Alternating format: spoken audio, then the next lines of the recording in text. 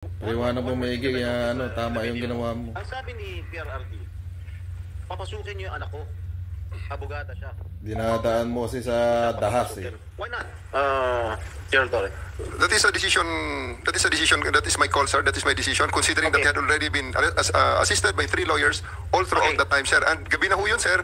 The request was made at around mga 9 o'clock na, sir. 11 hours after the first arrest. Tanggalin mo na yung titulo ni Inday Sara. Kalimutan mo na siya na Vice President siya. Paliwanag mo yung pagpalagay natin siya Vice President. She is an immediate member of the family.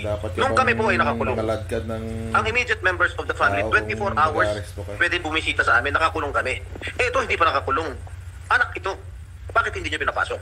Maliban doon, is this not a violation of RA 7438 that requires that you guarantee access to an attorney in addition to the immediate family?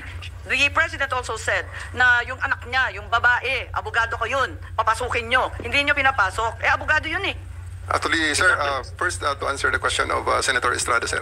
I have told the President that they can visit him at his detention facility because at this time, the order of the day is to load him into a plane. So that's what we endeavored to do, and that's what happened, sir.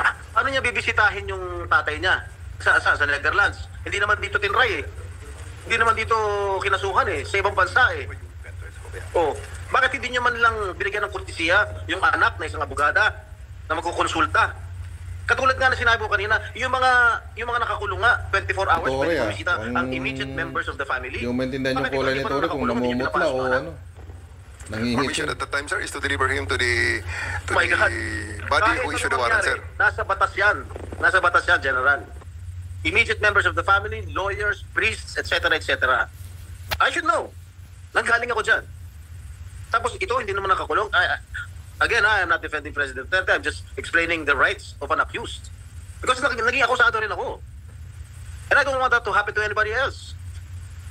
Dapat naman nagbigay kayo ng konting kortesiya o respeto man lang sa mga dating presidente dahil naranasan namin yan. Nung kinulong po yung tatay ko, ganun din. Kung walang respeto ang mga pulis namin. Porket nawala ba kami sa kapangyarihan, ganun na lang. Eh matanong ko naman siya, General, wag naman po sana mangyari, God forbid, sa pag sinapit ng ni President, pag sumapit ng ganitong sitwasyon si Presidente Marcos, gagawin mo rin ba yon sa kanya? I hope not. Ang liwanag po ng batas, kung ma-follow up ko lang si Senator Jinggoy, tama po siya. Hindi lang yung immediate family,